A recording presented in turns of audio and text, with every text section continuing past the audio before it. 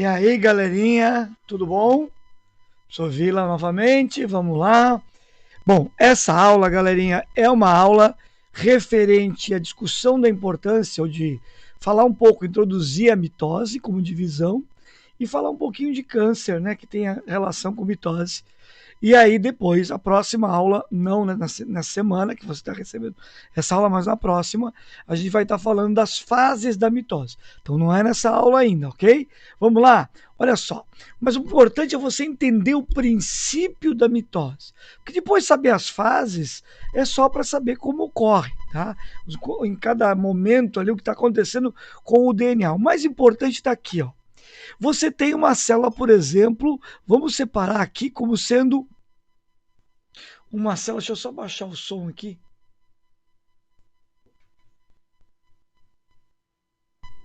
Só um pouquinho. Tá? Eu prometo que eu não demoro, senão esse som pode atrapalhar vocês. Aí, pronto. Desculpa. Olha lá. Então, assim, ó. Você está vendo aqui a representação de uma célula 2N e aqui de uma célula N.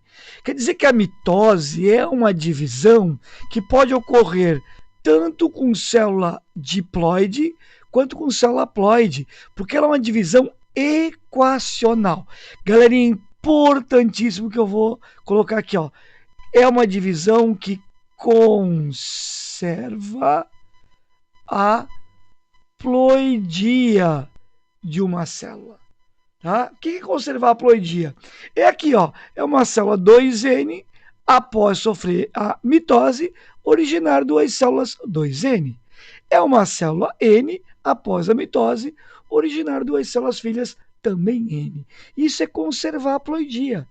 Né? Então, se é uma célula humana com 46 cromossomos, ao se dividir, duas surgirão com 46.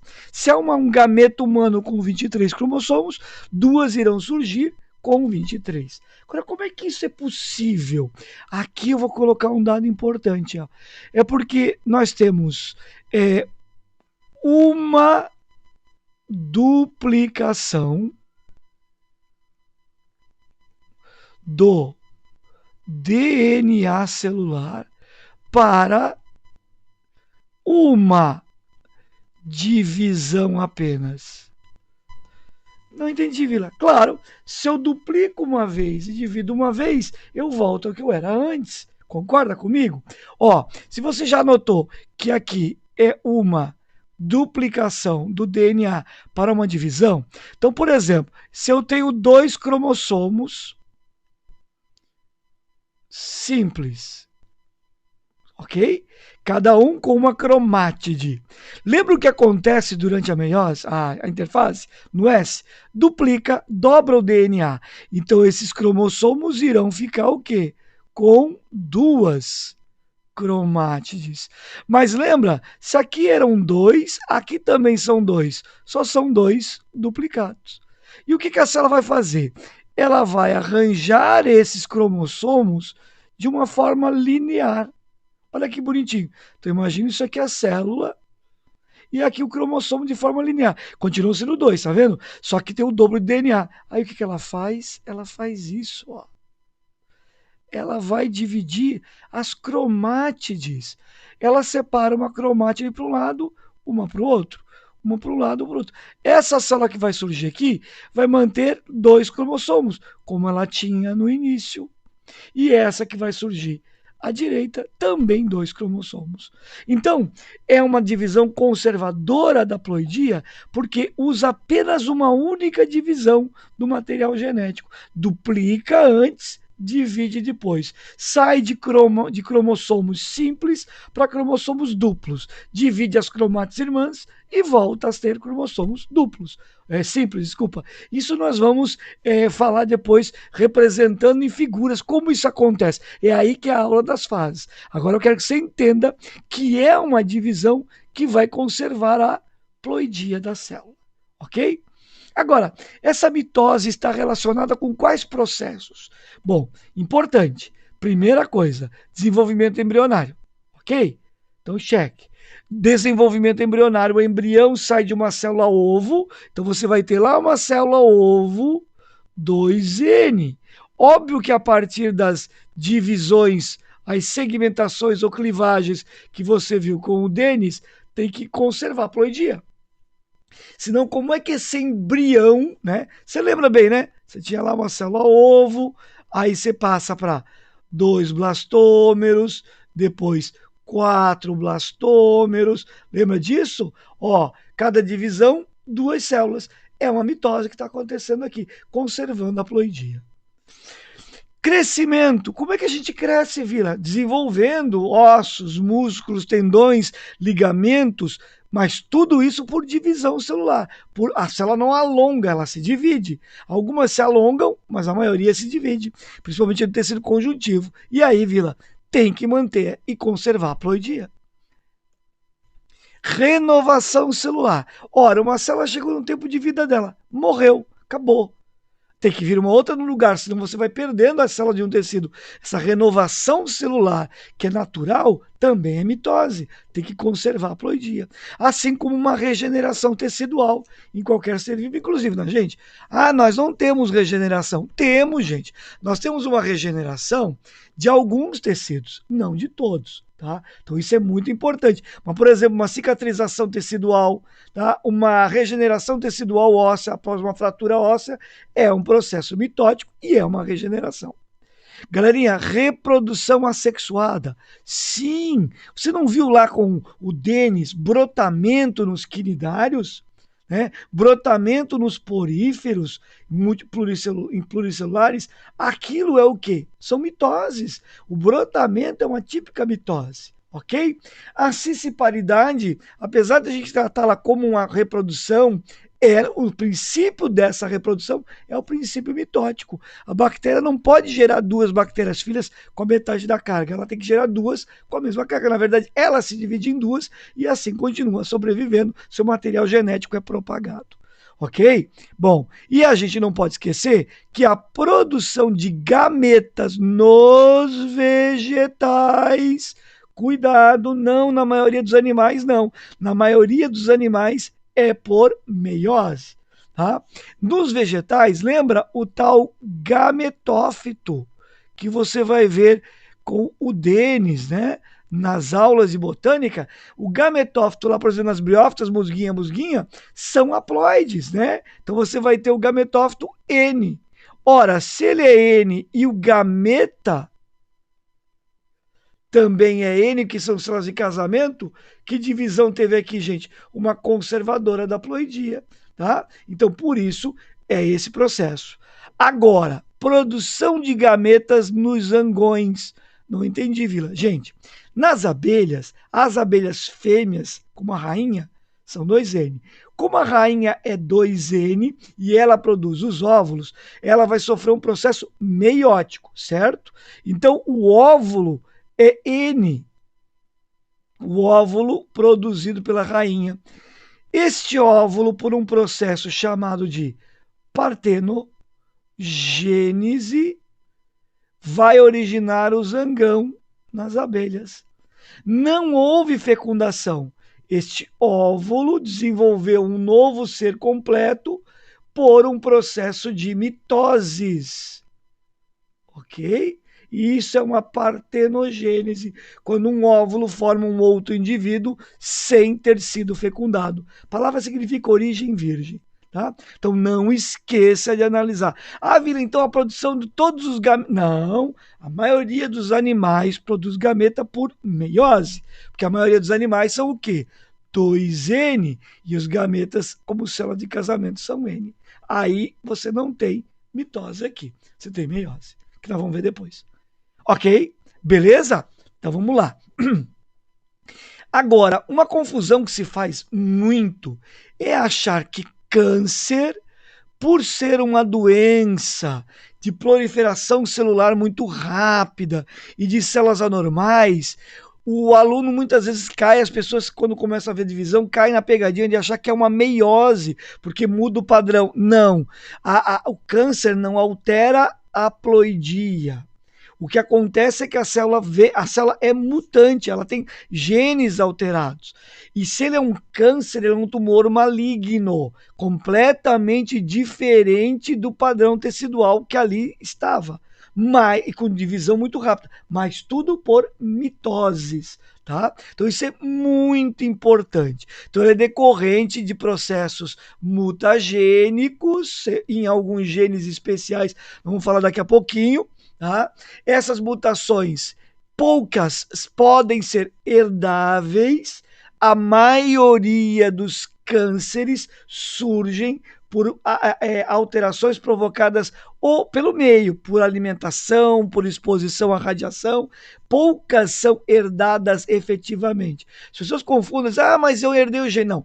Todos nós herdamos os proto-oncogenes, tá? Que são genes de controle de divisão celular, de mitoses.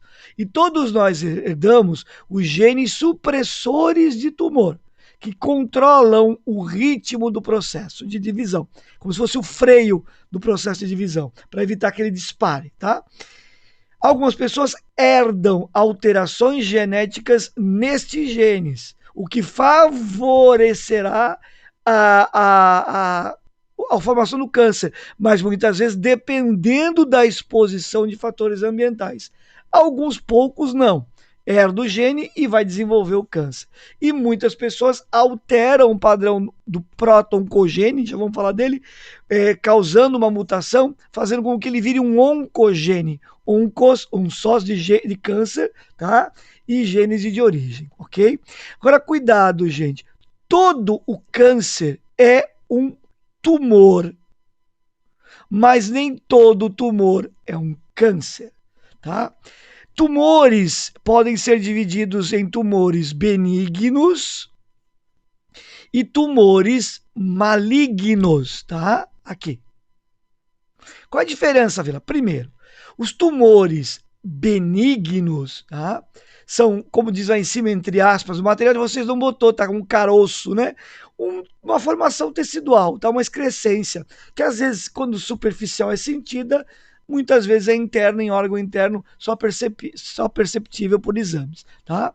Esse tumor é uma alteração no padrão das células de um determinado tecido. Mas essa alteração pode ser pequena, discreta. Essa massa tumoral, ela pode ter uma fronteira, digamos assim, ó, você tem aqui surgindo um conjunto de células diferentes do tecido que está em volta, que é o branco, tá? O branco da tela. Então aqui eu estou criando um tumor. Se esse tumor tem uma borda regular, perfeito?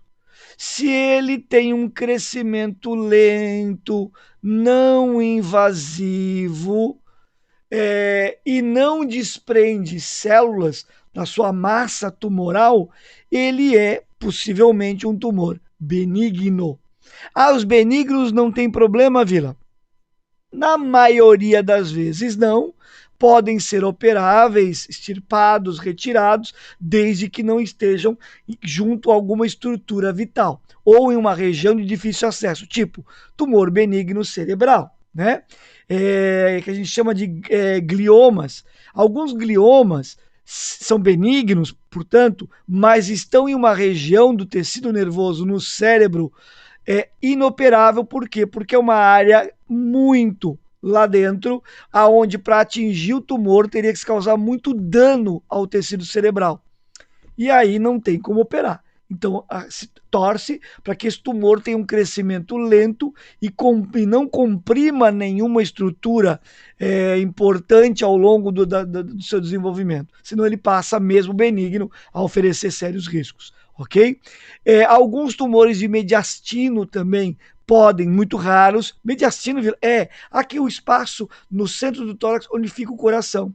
Alguns podem comprimir o coração e aí meio que se colar com o pericárdio e ser difícil de ser retirado da região por compressão, tá? Então, mas via de regra, os tumores benignos são benignos, ou seja, não trazem um alto risco ao indivíduo. O grande problema é quando eu tenho tumores, né, que, primeiro, são irregulares, né? Isso que eu estou desenhando aqui é como se fosse a borda que eu fiz ali no outro, tá? Perceba que ela é infiltrante no tecido, que é a parte branca. Então aqui estão as células da massa tumoral. Elas são muito diferentes do tecido aonde surge o tumor. Ela tem essas projeções, essa invasão. Essa massa tumoral tem genes nas células que ativam formação de vasos sanguíneos para o tumor, para nutri-lo, porque ele se desenvolve muito rápido. E é esse o grande risco: a invasão e a drenagem de nutriente do tecido, gerando o quê? A morte do tecido sadio. E assim, dessa forma, o tecido no órgão em questão morre. Tá? Esse é o grande problema. O tumor maligno, ele é invasivo, ele é drenante da energia do organismo, tá? Consome muita glicose, muitas vezes cresce muito rápido. E além disso, tudo que eu falei a vocês, ele pode desprender célula. Vamos fazer aqui, ó, célula e célula, tá? Aí aqui tá a célulazinha. Essa célula se desprendeu e vai viajar para um outro tecido.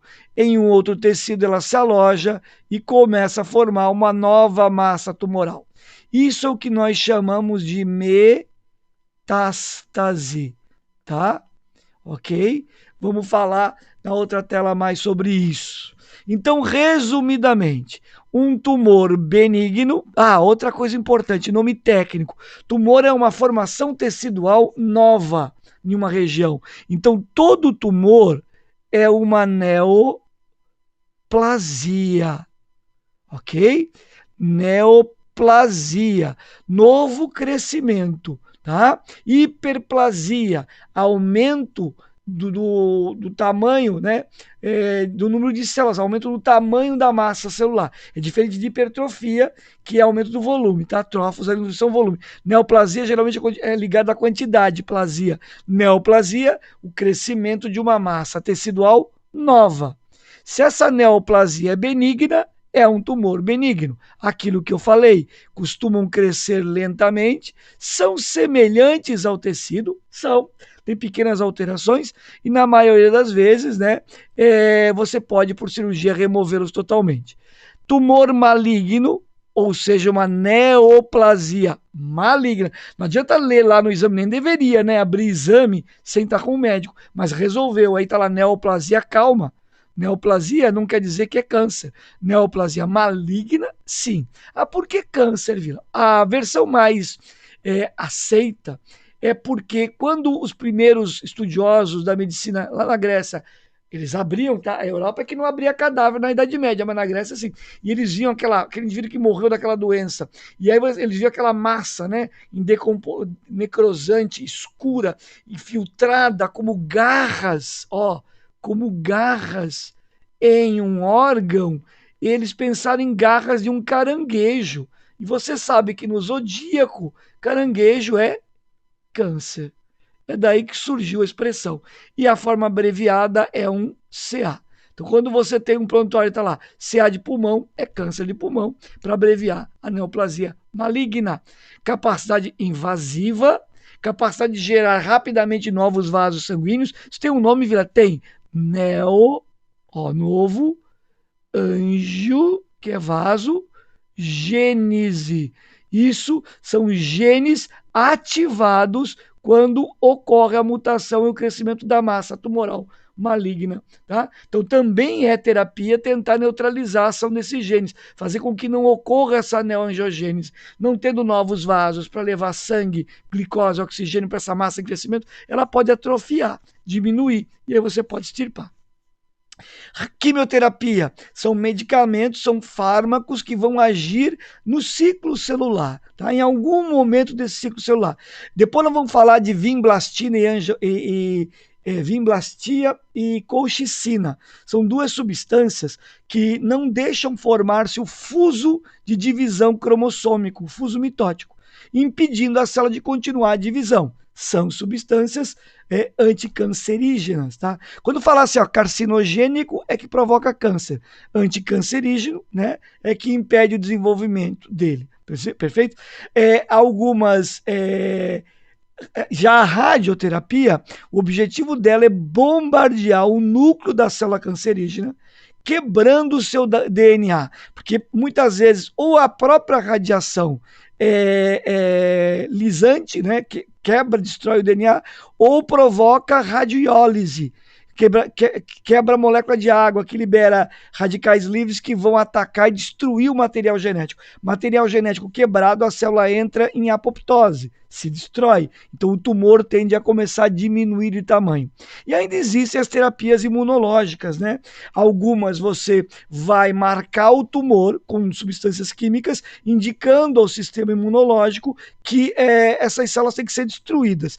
Eu não vou entrar muito aqui no mérito, senão a aula fica muito longa, mas eu vou dar sistema imunológico para vocês. O Manquetes vai dar viroses, e como eu dei vírus, eu vou dar a genética lá de sistema imunológico no sangue, eu vou falar de sistema imunológico para vocês, eu explico um pouquinho melhor o que acontece com os tumores, né, cânceres no sistema imunológico, perfeito? Mas você pode usar isso, ok? Então seria outros tratamentos. Nesse caso ele entra no rol de uma quimioterapia, mas é mais um tratamento imunológico, né? Porque você faz o próprio organismo atacar.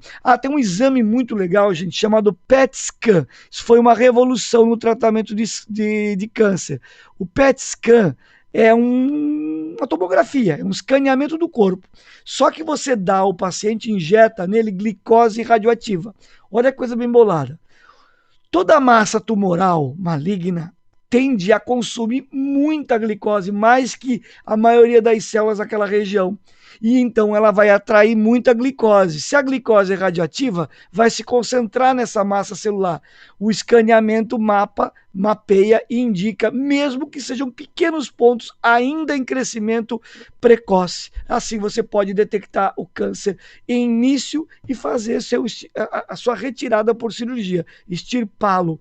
Muitas pessoas já tiveram cura total por causa disso. O grande segredo do câncer, gente, é o diagnóstico, tá? Aqui eu botei um texto para vocês lerem, uma leitura extra, né? O que são esses oncogenes? Todos nós temos proto-oncogenes que estão nas células para fazer com que as células entrem em divisão, tá? E também coordenar para que não ocorra um erro nesse tipo de divisão. Aqui tem uma comparação muito legal, é como se fosse o pedal do acelerador, tá? Você vai pisar nele para que ele então determine a divisão das células de um tecido. Quando esse proto-oncogene que todos nós temos nas células sofre algum tipo de dano, né, mutagênico, substância química ingerida, exposta à radiação, ou em alguns casos herdável, né, da família, que é o menor número, ele deixa de ser proto, ele vira um oncogene. Então é como se você pisasse no pedal e ele colasse no fundo. Então as mitoses passam a ser descontroladas. Pior é que nós temos outros genes chamados genes supressores de tumor, tá? Esses genes supressores de tumor estão sempre ativos para controlar isso, evitar que uma divisão celular perca o controle. É como se fosse o pedal do freio. Então, se o acelerador acelerar um pouquinho, o pedal do freio controla isso. São genes supressores de tumor. Se alguma mutação inativar esses genes, agora aqui é a sua inativação e não a sua ativação, tá? Essa inativação pode fazer você perder justamente o freio. Então imagina você agora ter um carro com o acelerador colado no fundo e não desprende mais e o freio não funcionando. E é isso que caracteriza um câncer, tá? Essa perda de controle dessas células mutagênicas muito alteradas em relação ao meio. Viram o que pode provocar isso? Por exemplo, a ativação dos oncogenes. Gente, desde lesão tecidual contínua, porque quanto mais você lesiona um tecido e exige dele regeneração, a gente acaba fazendo o quê? Acaba gerando uma necessidade de mitose. Quanto mais você duplicar o DNA para fazer a mitose, mais riscos você tem de cometer erro e esse erro escapar. E essas mutações, por exemplo, atingirem genes proto-oncogenes, transformando-os em oncogenes. Então, por isso que se diz, né, o álcool, bebida muito quente pode desencadear câncer de boca e garganta? Sim, aí é pela agressão a um tecido exigindo constante regeneração desse tecido. Tá? Então, muito cuidado. No caso dos genes supressores, já se falou em prova, eu comento depois melhor, a tal da proteína P53, que é uma proteína importante para esse controle, né? Esse pedal de freio funcionar bem. Anormalidades provocadas sobre o gene TP53 pode alterar o padrão da proteína 53 e isso desencadear a formação de câncer. Muitos têm esse tipo de início, alguns por herança, muitos por meio, né? A exposição a fatores ambientais. Ok? Então é muito importante a gente entender isso. Entender que cigarro por agressão e substâncias químicas presentes nele é um alto agente carcinogênico. Né? Como falei a vocês, o calor excessivo em mucosa bucal e faríngea, né? É um risco. Agressões em uma região do corpo continuada, por exemplo, um sinal que você tenha que seja considerado benigno, ou seja, um tumor benigno, com borda regular, que não cresce, mas é numa região que você está sempre agredindo, lacerando, fazendo sangrar, isso é um risco. O melhor é procurar um médico e retirar esse sinal. Ah, mas ele é benigno. Mas se ele está numa região que sofre contínua agressão, uma hora dessa pode, no núcleo dele, ocorrer malignização. Por isso que às vezes quando se retira um tumor benigno, o médico manda um médico patologista para fazer a patologia, a área da doença, a medicina, né, tem essa especialidade, ele faz a análise histopatológica e vai analisar se ali existe alguma malignidade, algum núcleo de malignidade. Se não tiver, tudo bem, vai cicatrizar e beleza. Se tiver, aí tem que entrar em outra terapia. Tá?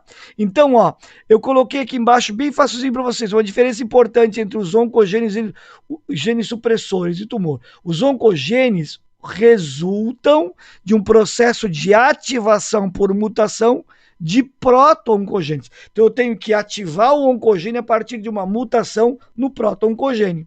Já os genes supressores é o contrário, eles estão em ativação, estão em atividade. Então você tem que gerar uma inativação dele. Lembra aquela historinha da epigenética, de metilação, acetilação, lá na estona? Isso pode fazer com que uma região de eucromatina que continha um gene supressor tumor se transforme em uma região de heterocromatina, fazendo ele perder a atividade e aí desencadeia um crescimento anormal, ok? Aqui eu coloquei, ó, a metástase para a gente finalizar. Então a metástase é quando uma massa tumoral, aqui ele está dizendo, observe o estágio de tumor, né? Ele está dizendo que aqui ó, é uma região, né, onde você tem um tecido epitelial, tecido conjuntivo e muscular e vasos sanguíneos, perfeito? Aí ele está dizendo ali, ó, surgiu uma massa tumoral aqui, perfeito? Perceba como ele é bem diferente da representação gráfica do tecido. A massa começou a crescer, tá? Começou a crescer, criando tumor. Se isso aqui é uma região de epiderme, né? Por exemplo, pode ser na garganta, porque aqui parecem células caliciformes, beleza? Olha o que ele vai provocar aqui, ó. Quando células da massa tumoral se desprendem, pegando o sistema linfático ou circulatório e migrando para uma outra região do corpo e lá se instalando e dando início ao tumor. Ah, Vila, mas ele foi para outro tecido. Não importa. O tumor maligno, as células não têm padrão de tecido nenhum. Então elas podem se desenvolver em qualquer tecido. Esse é o grande problema, gente. Então o ideal é o diagnóstico precoce. Quanto mais cedo você diagnostica, não tem que ter medo. Ah, mas eu vou lá fazer exame. Vai que ele descobre. Se descobrir e está no início, que bom. Você tem... Olha, hoje, gente, de 85 a 95% de chance de cura se você faz o diagnóstico precoce desse tumor. Então é importante observar o organismo, sinais do organismo, dores que você não sentiu em uma região e pode passar a sentir, sinais que aparecem na região da pele que você não gostou. Ó, sinais com borda irregular, avermelhada, irritante, coçando, muito importante procurar um dermatologista, porque um dos tumores de cânceres mais comuns no estado de Santa Catarina são os melanomas, tá? Normalmente, gente, a palavra carcinoma designa câncer, tá? Carcinoma, adenocarcinoma, tá? E só o oma, tipo mioma, né, que seria um tumor em musculatura uterina, por exemplo, geralmente é benigno. Com essa nomenclatura ela é ferida quando se fala em melanoma, que apesar de ter uma terminologia de tumor benigno, é maligno e altamente invasivo e gerador de metástase. Por isso, a gente que tem, eu falo a gente que tem pele clara, quem é branquelo como eu, é menos protegido, mas não quer dizer que o indivíduo negro também não tenha risco, tem sim. É claro que ele tem uma proteção maior, né? Ele tem a dádiva da natureza de ter vindo com mais melanina. Ah, é dádiva, é dádiva.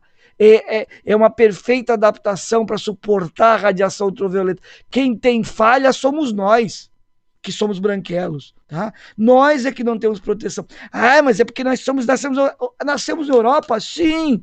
Como que? Homem da caverna, tá? Enquanto surgiu o homem da caverna lá, o homem africano já fazia suas tribos, ok? Então para com essa besteira aí de ficar superior e inferior, tá? Em relação à exposição solar, nós somos bem inferiores. Temos que cuidar muito mais, principalmente aqui no estado de Santa Catarina, que tem uma predominância de pessoas de pele clara.